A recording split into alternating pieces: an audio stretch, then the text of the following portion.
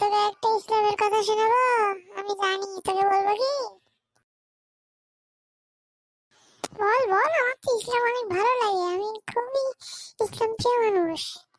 তাহলে শোন, কি বলেন জানিস? আমার জিকির, মানে আল্লাহ বলতেছে কি, আমার জিকির যাকে এমন ভাবে নিমগ্ন রাখে যে সে আমার কাছে কিছু চাওয়ার সময় পায় না, তাকে আমি এমন বস্তু দান করব যা প্রার্থনাকারীদের প্রাপ্য বস্তুর চেয়ে উত্তম।